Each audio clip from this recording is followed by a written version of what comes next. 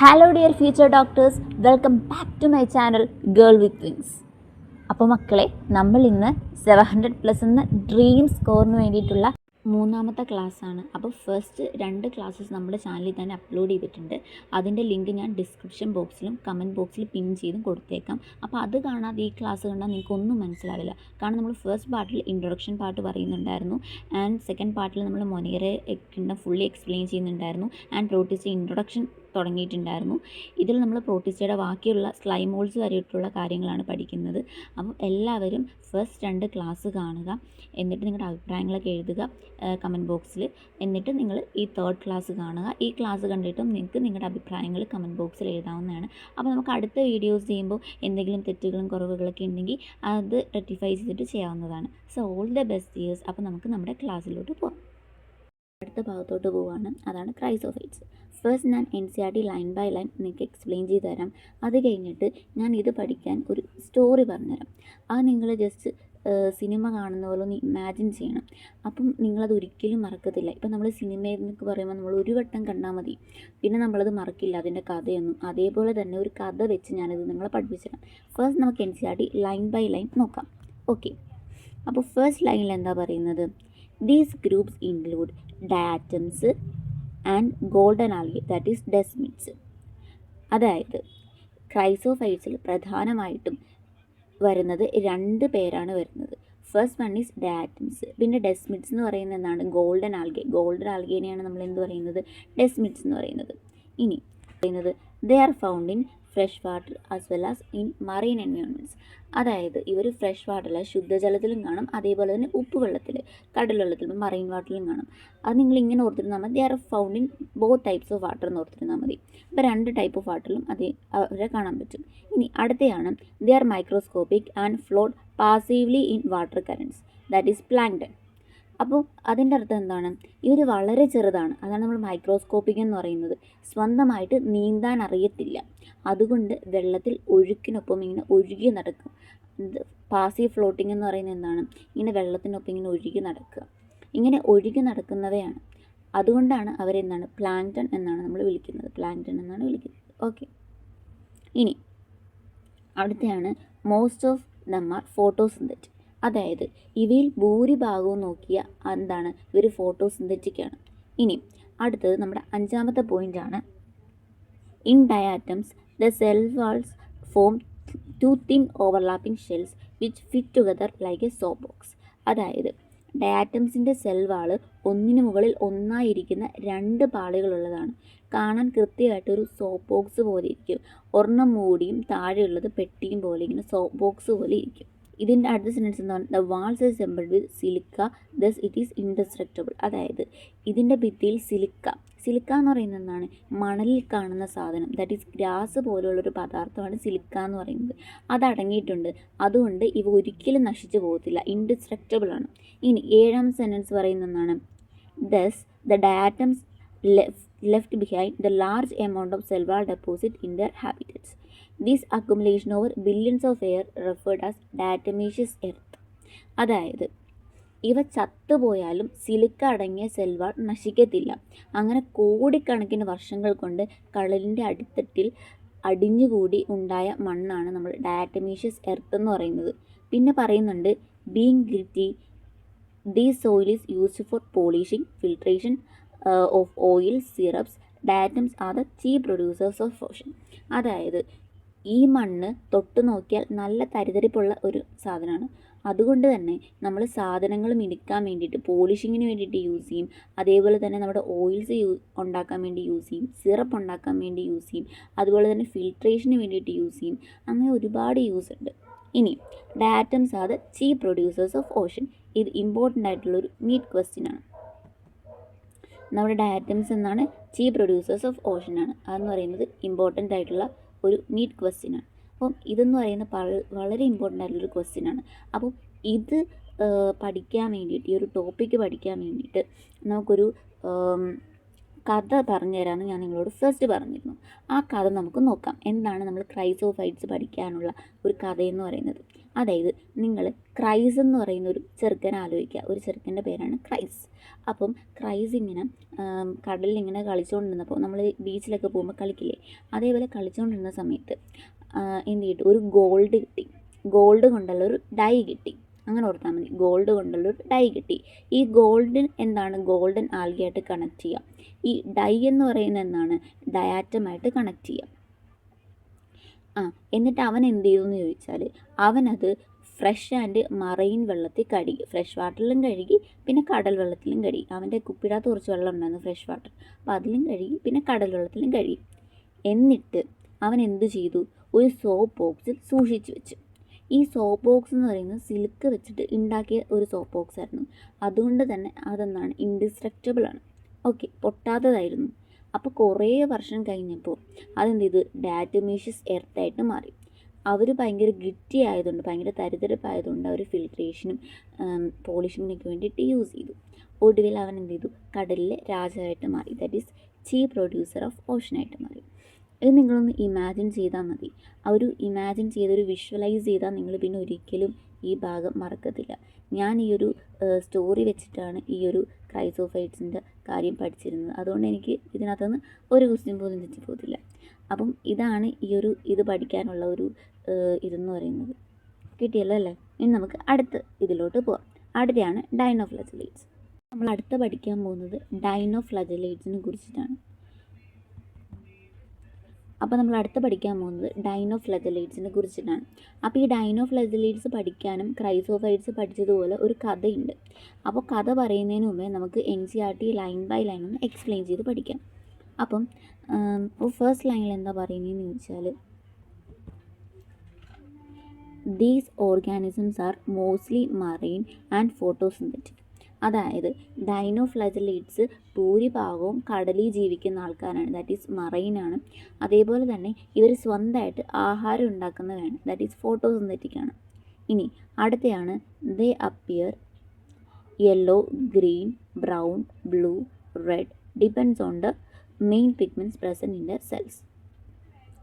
അതായത് അവരുടെ സെൽസിലുള്ള main pigment എന്നാണോ അതിനനുസരിച്ച് അവരുടെ കളർ ചേഞ്ച് ചെയ്യും. അതായത് ഇവരുടെ കോശത്തിൽ അടങ്ങിയിരിക്കുന്ന പ്രധാനമായിട്ടുള്ള വർണ്ണവസ്തുക്കൾ, അതിനെയാണ് നമ്മൾ എന്ത് പറയുന്നത്, പിഗ്മെൻറ്റ്സ് എന്ന് പറയുന്നത്. അതനുസരിച്ച് ഇവ എന്തൊക്കെ കളറാവും, മഞ്ഞ കളറാവാം, പച്ച കളറാവാം, അല്ലെങ്കിൽ ബ്രൗൺ കളറാവാം, അല്ലെങ്കിൽ നീല കളറാവാം, ചുമപ്പ് കളറാവാം. അങ്ങനെ ഒരുപാട് കളറിൽ ഇവരെ നമുക്ക് കാണാൻ പറ്റും.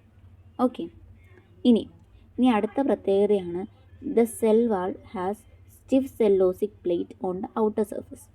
അതായത് ഇവയുടെ സെൽ വാളിൻ്റെ പുറം ഭാഗത്ത് നല്ല കട്ടിയുള്ള, അതിനാണ് സ്റ്റിഫ് സെല്ലോസ് കൊണ്ടുള്ള പാളികൾ, ദാറ്റ് ഈസ് സെല്ലോസിക് പ്ലേറ്റ്സ് കാണാൻ പറ്റും.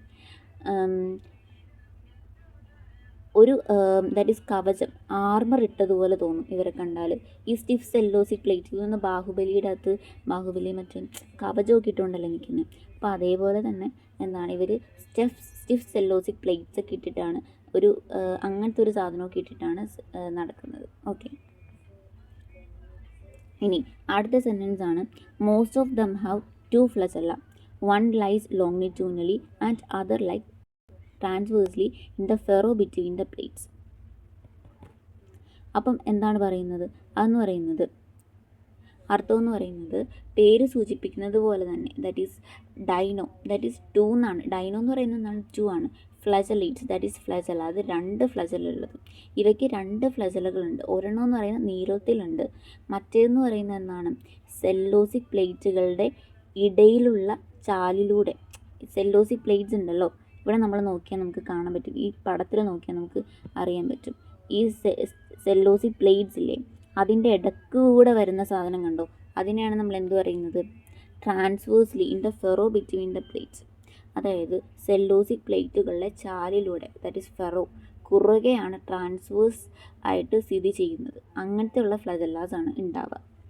ഓക്കെ, ലോങ്ങിറ്റ്യൂഡിനലി ഉണ്ടാവും, അതേപോലെ ട്രാൻസ്വേഴ്സ്ലി ഉണ്ടാവും, അത് ഓർത്താൽ മതി. ഇനി അടുത്ത പോയിൻ്റാണ്, very often red dinoflagellates, example Goniolax, undergo rapid multiplication. that they make the sea appear red, that is red tides. The toxins released by such large numbers even kill other marine animals such as fishes. അതായത് ചുമപ്പ് നിറത്തിലുള്ള ഗോണിയോലക്സ് എന്ന് പറയില്ലേ, ഡൈനോഫ്ലജലേറ്റ്സ്, അവരാണ് ചുമപ്പ് നിറത്തിലുള്ള ഗോണിയോലക്സ് എന്ന് പറയുന്നത്. അതെന്ന് പറഞ്ഞാൽ ഡൈനോഫ്ലജലേറ്റ്സ് ആണ്. അപ്പം ഇതെന്താണ്, ഇത് ഭയങ്കര ഇമ്പോർട്ടൻ്റ് ആയിട്ടുള്ള പോയിൻ്റാണ് ഗോണിയോലക്സ് എന്ന് പറയുന്ന സാധനത്തിൻ്റെയും. അത് നീറ്റിനെ എപ്പോഴും ക്വസ്റ്റ്യൻ ചോദിക്കുന്ന സാധനമാണ്. അപ്പോൾ വളരെ പെട്ടെന്ന് ലക്ഷക്കണക്കിന് എണ്ണമായിട്ട് ഇവർ പെറ്റുപെഴുകും. അപ്പം കടൽ എന്താണ്, മൊത്തത്തിലൊരു ചുമപ്പ് നിറമായിട്ട് മാറും. ഇതിനെയാണ് നമ്മൾ എന്ത് പറയുന്നത്, റെഡ് ടൈഡ്സ് എന്ന് പറയുന്നത്. ഇനി toxins released by such large number may even kill other marine animals such as fishes. അതായത് ഇങ്ങനെ ഇവ ഒരുമിച്ച് കൂടുമ്പോൾ പുറത്തുവിടുന്ന മാരകമായ വിഷവസ്തുക്കളുണ്ടല്ലോ, ടോക്സിൻസ് ഉണ്ടല്ലോ, കാരണം കടലിലെ മറ്റ് ജീവികൾ, പ്രത്യേകിച്ച് മീനുകൾ എന്നീ ചത്തുപോകാനായിട്ട് ഇതുണ്ടാവും.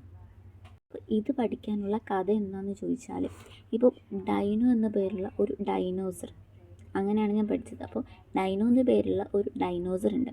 അപ്പം കടലിൽ, ദാറ്റ് ഈസ് യാത്ര ചെയ്യുമായിരുന്നു. കടലിൽ യാത്ര ചെയ്യുമെന്ന് പറയുന്നത് എന്താണെന്ന് മനസ്സിലായല്ലോ, മറൈനാണ് അവർ. ഓക്കെ, ഇനി അവൻ ഭയങ്കര കളർഫുള്ളായിരുന്നു. അതായത് yellow, green, brown, blue, red, അങ്ങനെ പല നിറങ്ങളിൽ ഇങ്ങനെ തിളങ്ങി നടക്കും. അവർ എന്ന് വെച്ചാൽ ഫോട്ടോസിന്തറ്റിക്കാണ്. അപ്പം കടൽക്കൊള്ളക്കാരിൽ നിന്ന് രക്ഷപ്പെടാൻ വേണ്ടിയിട്ട് അവൻ നല്ല കട്ടിയുള്ള, ദാറ്റ് ഈസ് സെല്ലോസ് കൊണ്ടുള്ള ഒരു കവചം ധരിച്ചിട്ടുണ്ടായിരുന്നു. അതിനാണ് നമ്മൾ സ്റ്റിഫ് സെല്ലോസിക് പ്ലേറ്റ് എന്ന് പറയുന്നത്. അത് ഓർത്തിരിക്കാൻ വേണ്ടിയിട്ടാണ് ഇങ്ങനെ ഒരു കാര്യം പറഞ്ഞത്. ഇനി അടുത്തയാണ്, അവൻ്റെ കയ്യിൽ വഞ്ചി തുഴയാൻ 2 വടികൾ ഉണ്ടായിരുന്നു. അപ്പോൾ 2 വടികൾ ഏതാണെന്ന് മനസ്സിലായല്ലോ, 2 ഫ്ലജല്ല. വൺ ഈസ് ലോങ്ങിറ്റ്യൂഡിനലിയാണ്, അതെന്ന് വെച്ചാൽ ട്രാൻസ്വേഴ്സ്ലിയാണ്. അതായത് ഒന്ന് നീളത്തിലും, ദാറ്റ് ഈസ് ലോങ്ങിറ്റ്യൂഡിനലി, മറ്റേത് കുറുകെ, ദാറ്റ് ഈസ് ട്രാൻസ്വേഴ്സ്ലിയാണ്. ഒരു ദിവസം എന്ത് ചെയ്തു, ഇവന് ദേഷ്യം വന്നു. അപ്പോൾ ഡൈനോ എന്ത് ചെയ്തു, ചുമപ്പ് നിറമായിട്ട് മാറി. അപ്പോൾ ചുമപ്പ് നിറമായിട്ട് മാറുന്ന ആരാണ്, ഗോണിയോലക്സ് ആണല്ലോ. വളരെ വേഗത്തിൽ എന്ത് ചെയ്തു, തെറ്റ് വരികാൻ തുടങ്ങി. അതോടെ കടലാകെ എന്ത് ചെയ്തു, ചുമപ്പ് നിറമായിട്ട് മാറി. അപ്പോൾ റെഡ് ടൈഡ്സ് ഉണ്ടായി. അങ്ങനെ അവൻ എന്ത് ചെയ്തു, പുറത്ത് വിട്ട വിഷം കാരണം അവിടെയുള്ള മീനുകളെല്ലാം ചത്തുപോയി. അപ്പോൾ നിങ്ങൾക്ക് കഥ മനസ്സിലായല്ലോ. ഈ കഥ വെച്ചിട്ടാണ് ഇത് നമുക്ക് ഈസി ആയിട്ട് പഠിച്ചെടുക്കാൻ പറ്റുന്നത്. ഓക്കെ, അടുത്തതായിട്ട് യുഗ്ലിനോയിഡ്സിലോട്ട് പോകണം. അപ്പോൾ യുഗ്ലിനോയിഡ്സിലോട്ട് പോകുമ്പോൾ നമ്മുടെ ഫസ്റ്റ് സെൻറ്റൻസ് എന്താ പറയുന്നത്, അപ്പോൾ ആദ്യം നമ്മൾ യുഗ്ലിനോയിഡ്സ് NCERT ലൈൻ ബൈ ലൈൻ പഠിക്കാം. എന്നിട്ട് ഞാനൊരു കഥ പോലെ പറഞ്ഞുതരാം. അപ്പോൾ ഫസ്റ്റ് സെൻറ്റൻസ് എന്ന് പറയുന്നത്, majority of them R fresh water organisms that is found in standard water. അതായത് ഇവരിൽ ഭൂരിഭാഗവും ഫ്രഷ് വാട്ടറിൽ, ശുദ്ധജലത്തിൽ ജീവിക്കുന്നവയാണ്. പ്രത്യേകിച്ച് ഒഴുക്കില്ലാത്ത കെട്ടിക്കിടക്കുന്ന വെള്ളത്തിലാണ് ഇവയെ കാണുന്നത്. ഈ ഒഴുക്കില്ലാത്ത കെട്ടിക്കിടക്കുന്ന വെള്ളത്തിനെയാണ് നമ്മൾ എന്ത് പറയുന്നത്, സ്റ്റാൻഡേർഡ് വാട്ടർ എന്ന് പറയുന്നത്. ഇനി രണ്ടാമത്തെ സെൻറ്റൻസ് എന്താണ്, instead of a cell wall they have a protein rich layer called pellicle. അതായത് എന്താ അതിന് പറയുന്നത്, യുഗ്ലിനോയിഡ്സിന് സെൽവാളില്ല, അതിന് പകരം പ്രോട്ടീൻ അടങ്ങിയ പെല്ലിക്കിൾ എന്നൊരു പാളിയാണ് ഉള്ളത്. ഇത് ഇവയുടെ ശരീരത്തിന് നല്ല വഴക്കം, അതിനാണ് ഫ്ലെക്സിബിൾ, അതാണ് അടുത്ത സെൻറ്റൻസിൽ നിന്ന്, which make there body flexible, അതിൻ്റെ ഒരു വഴക്കം കൊടുക്കുന്നുണ്ട് ശരീരത്തിന്. ഇനി മൂന്നാമത്തെ സെൻറ്റൻസ് ആണ്, they have 2 flagella, A short and A long one. അതായത് ഇവയ്ക്ക് 2 ഫ്ലജലകളുണ്ട്, എന്നാൽ ഒന്ന് ചെറുതും മറ്റേത് നീളമുള്ളത്, ദാറ്റ് ഈസ് ലോങ് ആണ്. ഇപ്പം ഡൈനോഫ്ലജലേറ്റ്സ് ആണെങ്കിൽ ഒരെണ്ണം ലോങ്ങിറ്റ്യൂഡിനലും മറ്റേത് ട്രാൻസ്വേഴ്സ് ആണ്. പക്ഷേ ഇതെന്ന് പറയുന്നത് ഒരെണ്ണം ലോങ്ങും ഒരെണ്ണം ഷോർട്ടും ആണ്. ഇനി അടുത്ത 4ാം സെൻറ്റൻസ് എന്ന് പറയുന്നത്, though they are photosynthetic in the presence of sunlight, when deprived of sunlight they behave like heterotrophs. അതായത് ഇവർ പകൽമാന്യന്മാരാണ്.